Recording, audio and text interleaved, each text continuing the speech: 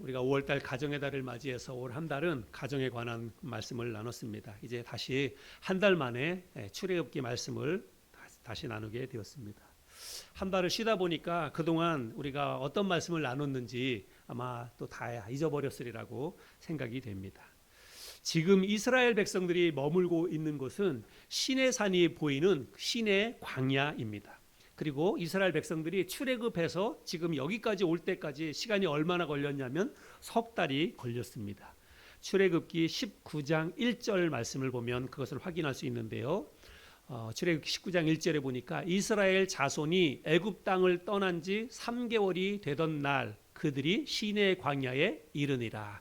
그래서 애굽을 떠나서 석 달 만에 시내 광야에 이르렀고 지금 그들은 거기에 장막을 치고 시내 광야에 머물고 있습니다. 그리고 이 시내 광야에 이스라엘 백성들이 상당히 오랜 기간 동안 움직이지 않고 그곳에 머물러 있었다는 것을 우리가 알 수가 있는데 그것은 어디서 알 수 있냐면 나중에 이제 이곳을 출발해서 또 어디로 향해서 가냐면 가나안을 향해서 가잖아요.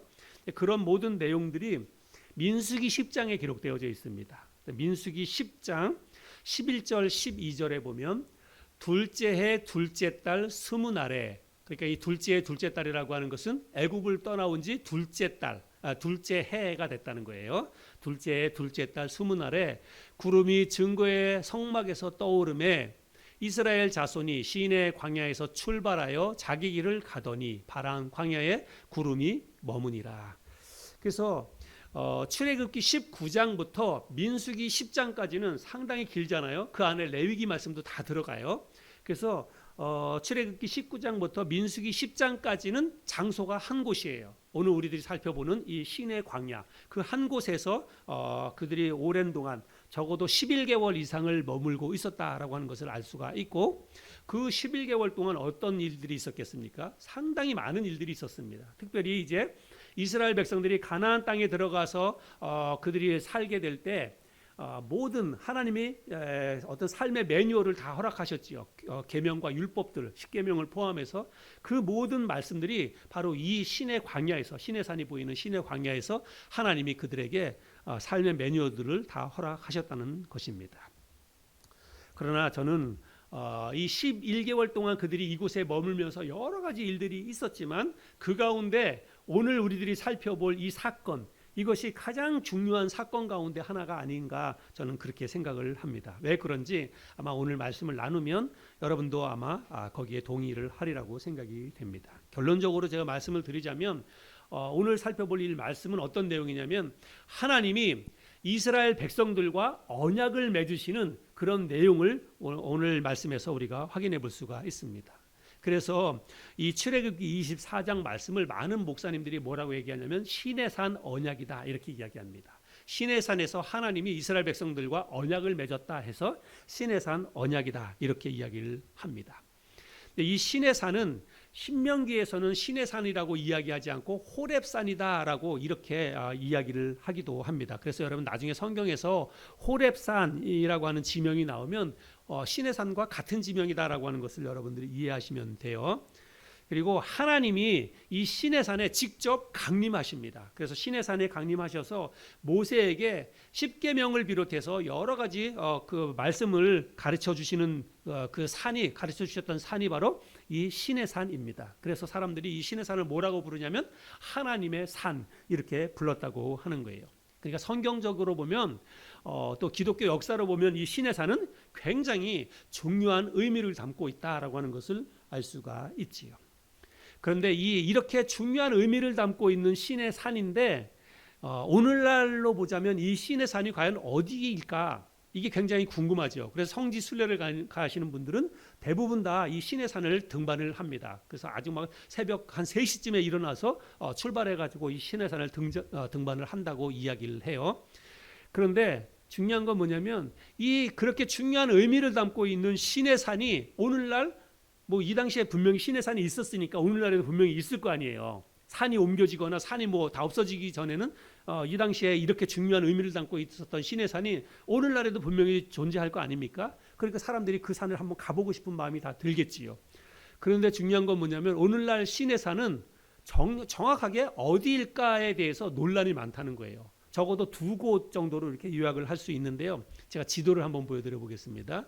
오늘날 시내산이라고 성경에 나오는 시내산이라고 하는 곳이 이렇게 2군데로 이렇게 나눠집니다. 하나는 저 토끼 귀처럼 생긴데 저 가운데 밑에 내려온 시내반도, 빨간 색깔로 제가 동그라미 친 데가 한 군데 시내산이라고 그러고, 또 아니다, 여기가 시내산이 아니고 저쪽이다라고 이야기하는 사람들, 오늘날 대부분 사우디아라비아나 이런 데에 있는 사람들은 파란 색깔로 친 데가 시내산이다 이렇게 이야기를 합니다. 그렇게 해가지고 만약에 시내산이 위치가 어디냐에 따라서 이스라엘 백성들의 애굽 출애굽 경로가 완전히 바뀌게 되는 거예요. 그렇죠? 근데 왜 사람들이 시내산이 여기다 저기다 그렇게 이야기를 할까요? 그만큼 중요한 산이기 때문에 오늘날은 사람들이 이제 정치적으로 그걸 이용하기 위해서, 저 중동 지방에 있는 사람들은 굉장히 어떻게 보면 이 종교가 그들의 삶의 전부 아닙니까? 그러니까 신의 산을 막 옮겨오기도 하고 막 그러는 거예요. 그냥 자기네 뭐 마음대로. 근데 어디가 정확한 신의 산의 위치일까에 대해서는 성경을 연구하는 학자들, 뭐 이제 뭐 나라 사람들, 사우디아라비아나 뭐 요르단이나 이런 나라 사람들뿐만이 아니라 성경을 연구하는 학자들 사이에서도 많은 그 차이가 있습니다. 그런데 만약에 저 파란 쪽에 신의 산이라고 이게 진짜 신의 산이라고 한다면 이스라엘 백성들이 홍해를 건넌 그 사건을 설명하기가 굉장히 어렵습니다. 그래서 그들이 홍해를 건넜다고 하는 것이 사실은 역사적으로 입증하기가 굉장히 어려워요. 바다를 건너지 않고 육지로 가기 때문에. 근데 여기는 보면 그 토끼기 위쪽으로 해서 그 홍해를 건넌 거거든요. 제가 볼 때는 이 밑에 있는 빨간 색깔로 칠해져 있는 데가 시내산이 아닐까, 저는 그렇게 생각을 하고 그렇게 이해를 하는 게 성경을 출애굽 경로를 이해하는데 훨씬 더 정확하다, 저는 그렇게 생각을 합니다. 아무튼 중요한 것은 뭐 시내산의 위치, 시내산이 진짜 어딜까, 그것이 저는 중요하다라고 생각을 하지 않습니다. 중요한 것은 뭐냐면 시내산에서 무슨 일이 있었나, 시내산에서 어떠한 일이 있었나, 그것이 더 훨씬 중요하다고 하는 거지요. 하나님이 시내산에 강림을 하셨습니다. 하나님이 직접 그 시내산에 실제적으로 하나님이 강림하셨어요. 그러니까 정말 중요한 그런 산이 맞는 것은 하지요. 근데 하나님이 시내산에 강림하셔서 모세를 부르시면서 뭐라고 얘기하시냐면 나에게 가까이 나아오라, 나에게 가까이 올라오라, 하나님이 그렇게 말씀을 하십니다. 오늘 읽었던 본문 말씀, 우리 1절 2절 말씀을 다시 한번 보겠습니다. 또 모세에게 이르시되 너는 아론과 나답과 아비후와 이스라엘 장로 70명과 함께 여호와께로 올라와 멀리서 경배하고 너 모세만 여호와께 가까이 나아오고 그들은 가까이 나아오지 말며 백성은 너와 함께 올라오지 말지니라. 그래서 하나님께서 모세에게 말씀하셔가지고 너와 그리고 너의 형 아론과 대제사장인 아론과 그의 아들 나답과 아비후를 포함해서 70명의 장로들을 데리고 나에게로 올라오라, 이렇게 하나님이 말씀을 하십니다. 근데 오늘 우리가 본문 말씀을 읽었지만 오늘 말씀을 자세히 읽어보면 모세가 하나님이 계시는 시내산에 2번을 올라갑니다. 그 70명의 사람들을 데리고 2번을 올라가게 되는데, 첫 번째 올라갔을 때에 하나님께서 이스라엘 백성 모세에게 이스라엘 백성들과 언약을 맺으시는 그런 내용이 있습니다. 그래서 첫 번째 올라갔을 때 하나님께서 모세에게 그런 언약을 맺는 그런 말씀을 하셨어요. 그래서 모세가 그 말씀을 듣고 내려와서 이스라엘 백성들에게 하나님이 말씀하신 것을 쭉 이야기하고 백성들이 그것에 대해서 이제 뭐라고 반응하는지, 그것이 3절부터 8절까지 그렇게 기록이 되어 있고요. 그 이후에 모세가 또 70명의 사람들을 데리고 다시 시내산에 다시 한번 또 올라갑니다. 2번째로. 근데 저는 오늘 이 편의상 3절부터 8절까지 있는 말씀을 이제 주로 나누게 될 텐데, 이 말씀은 조금 나중에 살펴보기로 하고, 2번째 올라간 그 내용이 자세하게 기록되어져 있습니다. 2번째 올라갈 때의 그 모습, 첫 번째 올라갔을 때 하나님을 만난 모습에 대해서는 자세히 기록이 없어요. 그런데 2번째 올라갔을 때에는 그 어떤 모습이라든지 하나님을 만나는 그런 모습에 대해서 비교적 자세히 기록되어져 있습니다. 그래서 그것을 한번 살펴보기를 원하는데, 모세가 그의 형 아론과 그리고 2 아들 나답과 아비후 그리고 70명의 장로들을 이끌고 하나님을 뵙기 위해서 산으로 올라갑니다. 그런데 어느 정도 가다가 보니까 하나님이 모세에게 너만 나한테 가까이 올라오고 다른 사람들은 이제 더 이상 올라오지 못하도록 해라, 이렇게 이야기합니다. 그래서 아마도 이 70명의 이 장로들은 아마 산 중턱까지는 올라갔으리라고 생각이 됩니다. 산 중턱까지는 갔고 더 이상은 올라오지 못하도록 하나님이 말씀하셔서 그 이상은 이제 모세만 하나님 앞에 올라갔다라고 생각이 됩니다. 하나님께서 왜 이스라엘 백성들 그 장로 70명을 더 이상 올라오지 못하도록 했을까요? 하나님을 가까이 가서 하나님을 직접 대면해서 보면 그들에게 분명히 화가 미칠 것이기 때문에 그렇다는 것입니다. 하나님의 얼굴을 직접 보는 것은요, 우리 그 사람에게 오히려 영광스러운 일이기도 하겠지만 감히 정말 거룩하신 완벽하게 거룩하신 하나님 앞에 인간은 절대로 가까이 가서 그 얼굴을 볼 수가 없습니다. 너무나 거룩하신 분이기 때문에 그래요. 왜 거룩하고 왜 우리를 그렇게 사랑하는 하나님이 왜 우리를 가까이 와서 내 얼굴을 보지 못하게 하셨을까? 아마 그렇게 생각하실 수 있는 분도 있을지 모르겠지만 비유를 들어서 설명해 보자면 여러분 한번 태양을 생각해 보세요. 태양이 우리에게 많은 유익을 줍니다. 그렇죠? 태양이 없으면 우리가 살 수가 없어요. 그런데 태양이 우리에게 그렇게 고맙고 아주 큰 유익을 주지만 여러분 우리가 태양을 향해서 어느 정도 가까이는 갈 수가 있지만 태양을 완전하게 태양에게 가까이 갈 수 없습니다. 가까이 가면 어떻게 돼요? 다 죽는 거예요. 다 죽는 것입니다. 마찬가지예요. 하나님도 그런 존재다라고 하는 것을 저와 여러분이 이해했으면 좋겠습니다. 출애굽기 33장 말씀해 보면 이제 이런 내용이 있습니다. 또 이르시되 이건 이제 하나님께서 모세를 직접 대면해서 만나는 그런 장면인데요. 또 이르시되 내가 내 얼굴을 보지 못하리니 나를 보고 살 자가 없음이니라. 여호와께서 또 이르시기를 보라 내 곁에 한 장소가 있으니 너는 그 반석 위에 서라. 내 영광이 지나갈 때에 내가 너를 반석 틈에 두고 내가 지나도록 내 손으로 너를 덮었다가 손을 거두리니 네가 내 등을 볼 것이요 얼굴은 보지 못하리라. 하나님이 이 우리 성경 역사 속에서 하나님을 가장 가까이에서 대면해서 보았던 사람은 모세입니다. 다윗도 아니고요, 뭐 사도 바울도 아니고 모세예요. 모세.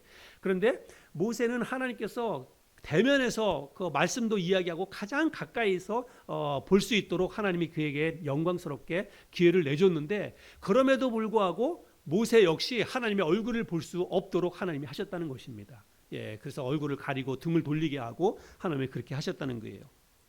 그래서 결국은 하나님께서 모세만 가까이 올라오게 하고 나머지 다른 백성들은 산 중턱에 머물러 있도록 그렇게 했습니다. 그래서 이제 모세만 산 꼭대기로 올라가는데 그런 내용이 오늘 본문 말씀 15절부터 18절까지 있습니다. 우리 자매님께서 15절부터 18절까지의 말씀을 한번 읽어주시길 바랍니다. 모세가 산에 오르매 구름이 산을 가리며 여호와의 영광이 시내 산 위에 머무르고 구름이 엿새 동안 산을 가리더니 일곱째 날에 여호와께서 구름 가운데서 모세를 부르시니라. 산 위에 여호와의 영광이 이스라엘 자손의 눈에 맹렬한 불같이 보였고 모세는 구름 속으로 들어가서 산 위에 올랐으며 모세가 40일 40야를 산에 있으니라. 네. 자, 이제 모세가 하나님의 부르심에 따라서 산에 올라갑니다. 근데 모세가 그 산 정상을 향해서 올라가는데 구름이 갑자기 산을 쫙 가려서 산이 안 보이도록 그렇게 합니다. 그리고 하나님의 영광이 산 위에 가득했다 이렇게 말하고 있어요. 하나님의 영광이 산 위에 가득했다. 이게 과연 어떤 모습일까? 저도 생각을 해봤는데 잘 상상이 되지는 않습니다. 근데 우리가 이제 어떤 때 이렇게 구름이나 이런 게 보면 구름 위로 햇볕이 이렇게 쫙 내리쬐이는 그런 장면을 우리가 가끔씩 볼 때가 있어요. 아마 하나님의 영광이 그 산 위에 임했다라고 하는 것은 다른 쪽에는 그런 게 없지만 그 시내산 정상을 향해서만 아주 뭐 강렬한 빛이 이렇게 내리쬐는 게 아니었을까, 저는 이제 그런 생각을 해보게 됩니다. 그래서 멀리서 이스라엘 백성들이 산 중턱에 있는 이스라엘 백성들이나 혹은 저 밑에 장막을 치고 있는 시내 광야에서 장막을 치고 있는 이스라엘 백성들도 다 그 시내산을 지금 뚫어져라 하고 볼 거 아닙니까? 근데 멀리서 그 시내산을 볼 때에 마치 맹렬한 불이 타는 것처럼 그렇게 보였다는 것입니다. 하나님의 영광이 산 꼭대기에 임할 때에. 그래서 아마 강렬한 이렇게 밝은 빛 같은 것이 그 산 정상에 내리쬐는 게 아니었을까, 이런 생각을 해보게 됩니다. 그리고 모세가 이제 그 구름을 뚫고 산으로 올라가게 됐는데 모세도 하나님을 뵈러 위해서 산에 갔지만 하나님을 직접 뵌 것은 아닙니다. 모세도 엿새 동안은 기다리다가 일곱째 날이 되어서야 하나님이 부르셔서 구름 속으로 들어가서 그리고 그곳에서 모세가 40주 40야를 하나님과 함께 머물렀다. 이렇게 성경이 기록하고 있습니다. 여러분 한번 상상해 보세요. 지금 제가 설명드린 이것을 제가 표현력이 좀 서툴러서 그런데 그렇다고 해가지고 제가 덧붙여서 설명할 수도 없어요. 성경을 있는 그대로 이렇게 한번 여러분들이 여러분의 상상력을 동원해서 지금 이 모습이 어떤 모습일까라고 하는 것들을 한번 상상을 해보시기를 바랍니다. 그리고 백성들이 밑에서 볼 때 하늘이 보이는데 그 하늘이 청옥을 편듯이 맑고 청명했다라고 이야기하고 있습니다. 청옥은 사파이어예요. 우리 자매님들 좋아하시는 사파이어. 예, 아주 푸른빛이 띄는 그 파란. 그래서 하늘이 그냥 온통 그 사파이어처럼 파란 하늘이고, 그리고 그 산, 시내산 정상에는 시내산은 구름이 하얀 구름이 빽빽하게 둘려서 산이 안 보이도록 그렇게 하고, 위에 그 시내산 정상으로는 그냥 맑은 그 빛이 내리쬐는 그런 모습을 여러분 한번 생각해 보시기를 바랍니다. 너무나 신비로운 모습이겠죠. 너무나 신비롭고 한 번도 보지 못한 아주 황홀한 그런 모습이었을 거라고 생각이 됩니다. 그런데 우리가 주목해서 살펴봐야 될 것은 그렇게 황홀하고 신비한 그런 모습이 아니라 그곳에서 하나님이 모세에게 무슨 말씀을 하셨는가라고 하는 거예요. 모세가 그곳에서 얼마의 시간을 있었다고요? 40주 40야를 있었다는 것입니다. 어떻게 먹고 그 산꼭대기에서 지냈는지 그거는 잘 모르겠지만 아마 아무것도 안 먹고 지냈으리라고 생각이 돼요. 하나님이 다 그냥 모세를 배불리게 해주시고, 그래서 모세가 그곳에서 하나님과 대면하면서 40주 40야를 있었다고 하는 것입니다. 그리고 그곳에서 이제 하나님께서 모세에게 여러 가지 말씀들을 이제 많이 하셨는데, 그 가운데 하나가 하나님이 모세에게 이스라엘 백성들과 이제 언약을 세우시는 그런 내용이 오늘 우리 본문 말씀을 보면은 그런 내용이 기록되어져 있습니다. 3절부터 8절까지인데 또 우리 자매님께서 또 한번 읽어 주시기를 바랍니다. 3절부터 8절까지 있는 말씀입니다. 모세가 와서 여호와의 모든 말씀과 그의 모든 율례를 백성에게 전하매 그들이 한 소리로 응답하여 이르되 여호와께서 말씀하신 모든 것을 우리가 준행하리이다. 모세가 여호와의 모든 말씀을 기록하고 이른 아침에 일어나 산 아래의 제단을 쌓고 이스라엘 12지파대로 12기둥을 세우고 이스라엘 자손의 청년들을 보내어 여호와께 소로 번제와 화목제를 드리게 하고, 모세가 피를 가지고 반은 여러 양푼에 담고 반은 제단에 뿌리고 언약서를 가져다가 백성에게 낭독하여 듣게 하니 그들이 이르되 여호와의 모든 말씀을 우리가 준행하리이다. 모세가 그 피를 가지고 백성에게 뿌리며 이르되 이는 여호와께서 이 모든 말씀에 대하여 너희와 세우신 언약의 피니라. 아멘. 예. 그래서 모세가 하나님으로부터 말씀을 듣고 내려와서 자기가 들었던 모든 말씀을 백성들에게 쫙 이야기를 합니다. 그리고 쫙 이야기를 하고 났을 때 백성들이 모세가 얘기했던 그 이야기를 다 듣고 난 다음에 뭐라고 얘기하냐면, 한 사람의 목소리처럼 한 목소리로 뭐라고 얘기하냐면, 하나님이 우리에게 하신 모든 말씀을 우리가 준행하리이다. 이렇게 대답을 합니다.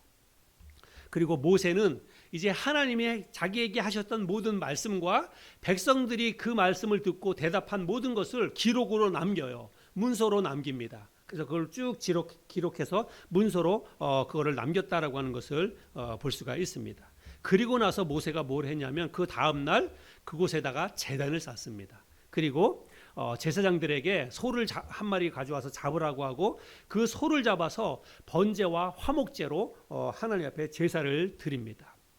그런데 보통은 이제 그 제단에서 짐승을 잡아서 하나님 앞에 제사를 드릴 때 어떻게 하냐면 짐승의 피를 다 제단 사방에다가 짐승의 피를 다 뿌립니다. 근데 이번만큼은 짐승의 피를 다 뿌리지 않고 어떻게 하냐면 반은 제단에다가 뿌리고 짐승의 피를, 소의 피를 반은 다른 여러 양푼에다가 나눠서 담습니다. 그리고 나서 제사장들에게 그 양푼에 담은 피를 가지고 백성들에게, 이스라엘 백성들이 굉장히 지금 많잖아요. 그 모든 백성들의 머리 위에다가 피를 뿌리게 합니다. 그냥 뭐 양푼에 이렇게 확 뿌리는 게 아니고 양털이나 우슬초에다가 적셔서 백성들에게 이렇게 착착착착 뿌리는 거예요. 모든 백성들에게 피를 뿌립니다. 이거는 여러분 굉장히 중요한 종교 의식을 지금 그 모세가 하고 있다는 것입니다. 그렇게 피를 뿌리면서 모세가 뭐라고 얘기하냐면 이거는 언약의 피다 이렇게 이야기하면서 피를 뿌렸다는 것입니다. 언약의 피. 언약의 피 이렇게 얘기하면 조금 이게 무슨 내용인지 여러분 잘 이해를 못할 수 있는데 거꾸로 말을 뒤집어서 피의 언약이다 이렇게 여러분 이해를 하시면 좋아요. 피를 가지고 맹세를 했다는 것입니다. 피를 가지고 하나님과 이스라엘 백성들 사이에서 언약을 맺었다라고 하는 거예요.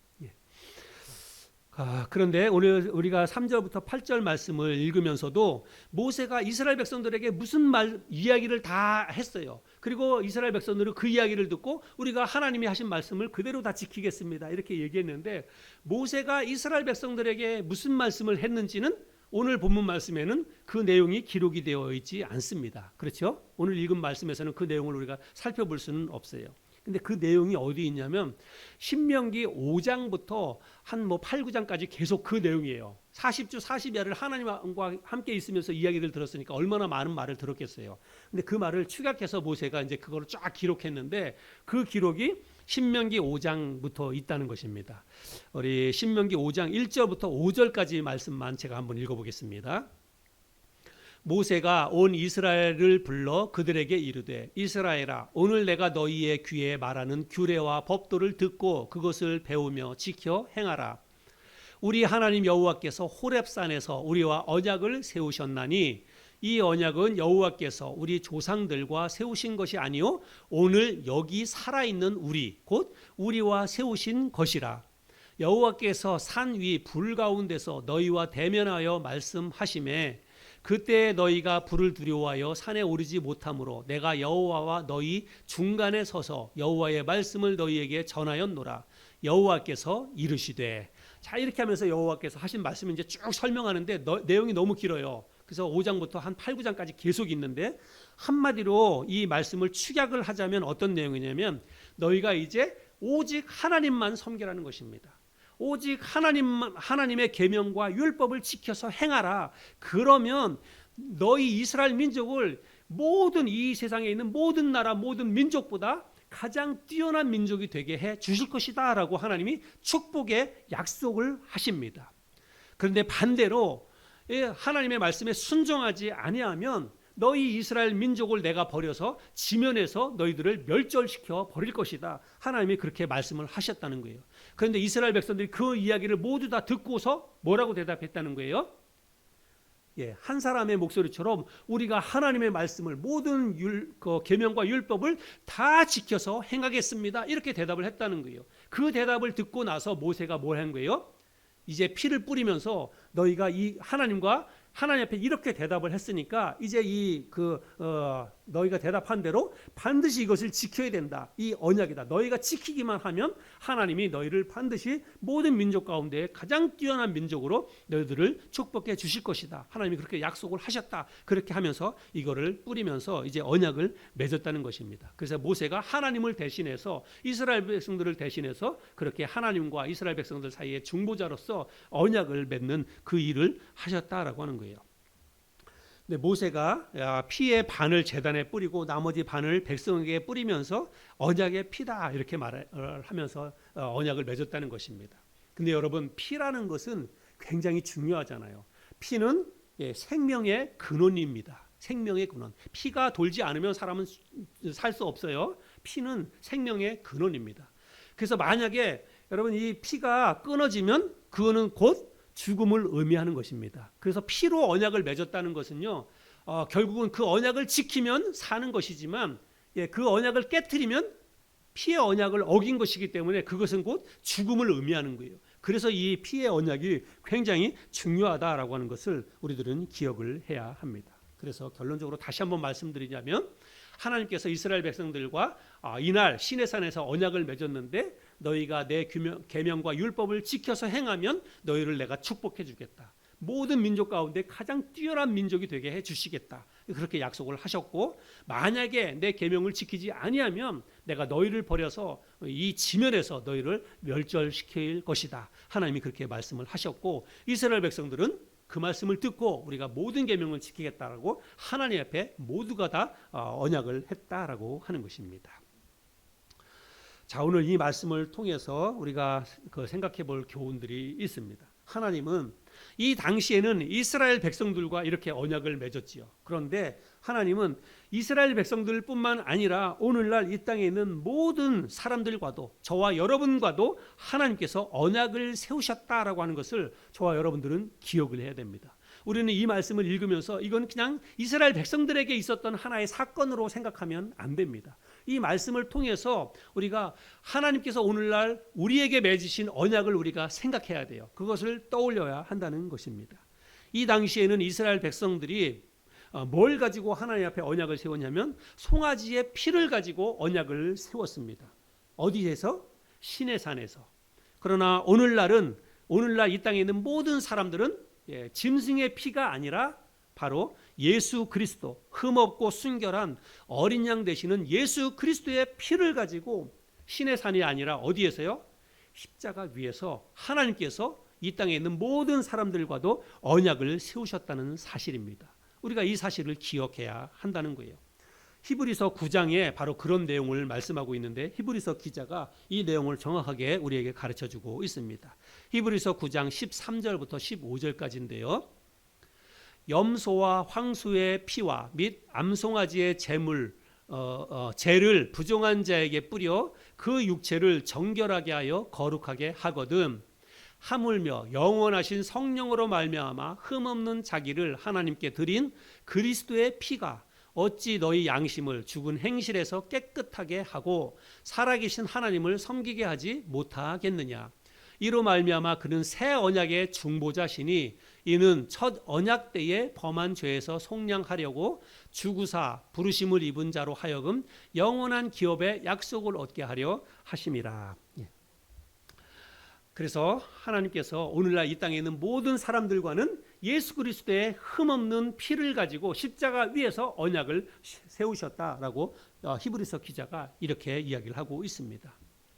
여러분, 언약이라고 하는 것은, 언약은 우리가 쉽게 얘기하면 약속 아닙니까? 근데 이 약속이라고 하는 것은 일방적이지 않습니다. 그렇죠? 일방적으로 내가 막 이야기해 놓고 상대방에게 그걸 요구하는 거, 그건 약속이 아니에요. 그냥 통보지. 그렇죠? 그래서 언약, 약속이라고 하는 것은 상대방이 있고 그리고 일정한 조건이 있게 마련입니다. 예를 들어서 언제까지 내가 당신에게 뭘 해주면 당신이 나에게 이렇게 해야 한다. 여러분, 이게 언약 아닙니까? 그렇게 해서 서로 언약을 맺는 거예요.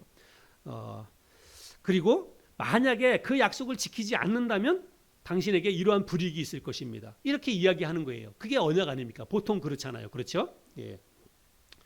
이스라엘 백성들과 맺은 이 피의 언약은 만약에 그들이 하나님의 계명과 율례를 지켜서 행하면 큰 민족을 이루고 복을 누리게 되겠지만, 그 언약을 지키지 않게 된다면 죽음을 각오해야 한다는 것입니다. 이 땅에서 멸절될 것을 각오해야 한다. 그게 바로 이스라엘 백성들과 하나님 사이에 맺은 피의 언약이었습니다. 그러면 예수 그리스도의 피를 통해서 맺어진 이 땅에 있는 모든 사람들, 저와 여러분을 포함한 예수 그리스도의 피를 통해서 맺은 하나님의 이 언약은 과연 무엇일까요? 여러분, 그것은 하나님께서 이 땅에 있는 모든 사람들에게 이렇게 말씀하셨습니다.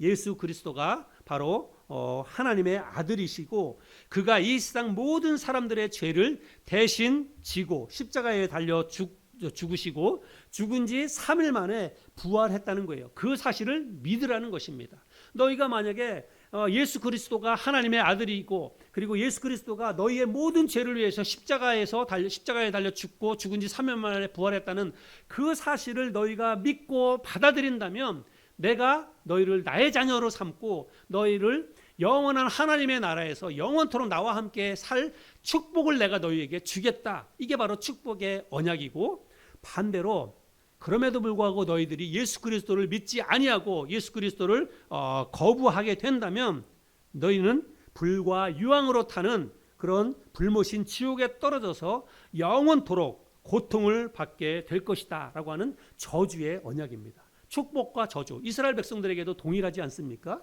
예, 그 계명을 지켰을 때의 축복, 그거를 어겼을 때의 저주 마찬가지예요. 이 땅에 있는 모든 사람들에게도 하나님께서 예수 그리스도의 피를 통해서 언약을 맺어 주셨는데, 그 예수 그리스도의 피를 믿고 마음속에 받아들이는 사람에게는 하나님의 자녀가 될 뿐만 아니라 하나님의 나라를 유업으로 상속받아서 하나님의 나라에서 영원토록 살게 된다는 축복을 주시겠다라고 하는 언약을 주셨어요. 그러나 반대로 예수 그리스도를 믿지 않고 받아들이지 않는다면 그것에 대한 응분의 대가, 죽음을 너희가 각오해야 할 것이다 라고 하는 게 바로 예수 그리스도를 통해서 이 땅에 주신 그런 언약이라고 하는 것입니다.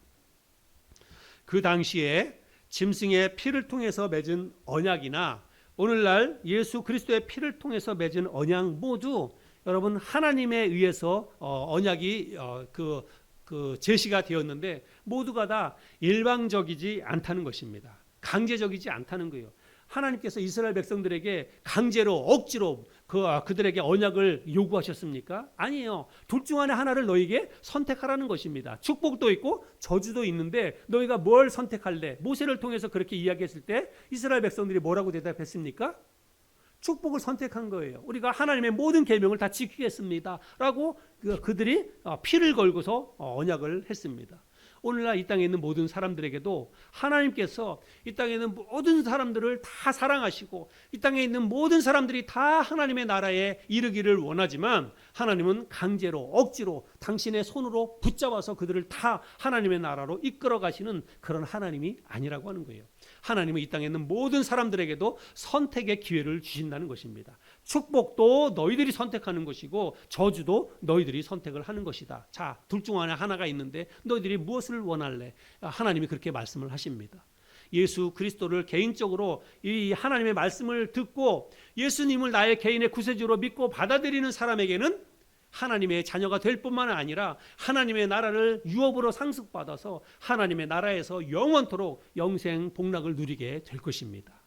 그러나 이 모든 이야기를 그저 흘려보내고 하나님의 말씀을 우습게 여기고 하나님의 말씀을 농담처럼 여기면서 받아들이지 않는다고 한다면 여러분 그런 사람들에게는 반드시 하나님의 저주가 임하게 될 것입니다. 여러분 이게 공의로운 하나님이십니다. 우리 사람들은 가끔 가다가 하나님이 사람들을 진노하시고 사람들을 징계하시는 모습을 볼 때 어떻게 사랑이 많은 하나님이 그렇게 정의로운 하나님이 사람들을 그렇게 무자비하게 그렇게 징계하실까 이렇게 생각하지만 하나님은 기회를 다 주십니다. 모든 사람들에게 공평하게 기회를 다 주십니다. 그럼에도 불구하고 그들이 거부해서 그런 징계를 받는 것은 그게 하나님의 탓이 아닙니다. 사람들이 거부했기 때문이죠. 오늘날도 우리에게 저와 여러분을 포함해서 이 땅에 있는 모든 사람들에게 하나님은 모든 사람들이 구원을 받고 하나님의 나라에 이르길 원하십니다. 그래서 우리에게 예수 그리스도를 보내주셨고 예수 그리스도의 피를 통해서 구원의 길을 열어주셨다는 사실입니다. 요한복음 1장 12절 말씀 우리들이 잘 아는 말씀인데요. 우리 같이 한번 읽어볼까요? 시작.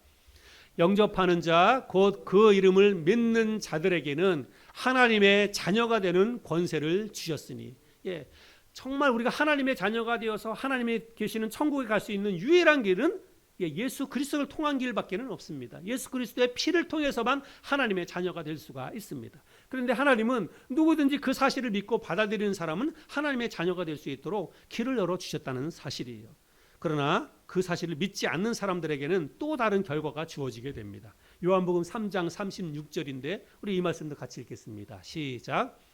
아들을 믿는 자에게는 영생이 있고 아들에게 순종하지 아니하는 자는 영생을 보지 못하고 도리어 하나님의 진노가 그 위에 머물러 있느니라.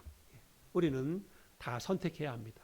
저와 여러분은 이 사실을 우리가 누군가의 복음 전도를 통해서 믿었습니다. 교회 나가서 이런 모든 말씀을 듣고 우리가 예수 그리스도를 마음속에 받아들였습니다. 예수님이 내 죄를 위해서 십자가에 달려 돌아가신 사실을 믿고 내 마음속에 받아들이고 예수님을 나의 개인의 구세주로 주님으로 우리가 다 영접을 했습니다. 그래서 우리는 하나님의 자녀가 되었죠.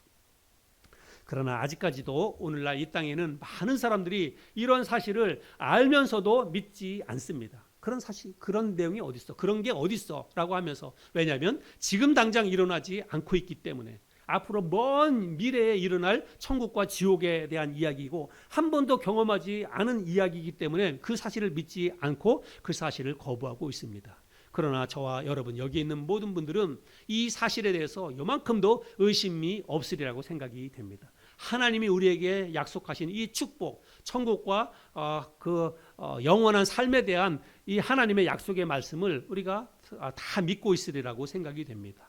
그러면 우리가 믿고 있는 이 사실에 대해서 확신을 가지고 감사하면서 믿지 않는 사람들에게 우리가 힘써서 이 사실을 전해야 될 줄로 믿습니다. 하나님이 시내산에서 이스라엘 백성들과 언약을 세우신 이유는 그들을 저주하기 위함이 아닙니다. 그들에게 축복을 주시기 위해서 그들에게 언약을 맺어 주셨다는 사실입니다. 마찬가지로 오늘날 이 땅에 있는 모든 사람들도 하나님은 다 복을 주시기를 원합니다. 이 땅에 있는 모든 사람들이 다 하나님의 나라에 와서 하나님께서 그곳에서 그들과 함께 살기를 원하신다는 사실입니다. 그래서 예수 그리스도를 이 땅에 보내주신 것이죠. 오늘 우리가 이 말씀 하나님께서 이스라엘 백성들과 맺으신 피의 언약을 통해서 오늘날 우리와 맺으신 또 다른 예수 그리스도의 피를 통해서 맺으신 하나님의 새로운 언약을 새 언약을 우리가 살펴보았습니다. 우리가 새 언약을 통해서 하나님의 자녀가 되었는데 이 사실에 대해서 감사하면서 아직까지도 이 사실을 모르는 우리 주위의 가족들, 우리 주위에 있는 사랑하는 사람들에게 예수 그리스도를 힘써서 전하고 또 예수 그리스도를 알리는 그 일에 저 여러분들이 더 열심을 내야 되리라고 믿습니다. 지금은 우리가 희미하게 보이고 또 지금은 사람들이 그 사실을 믿지 못하지만 언젠가는 확연하게 드러나게 될 것이고 언젠간 모든 사람들에게 이 두 가지 가운데 하나의 결과가 그들의 삶 가운데 반드시 주어지게 될 것입니다. 이 사실을 기억하고 힘써서 우리가 이 땅을 살아가는 동안에 복음 전도의 사명을 잘 감당할 수 있는 저와 여러분 또 우리 교회가 될 수 있기를 바랍니다.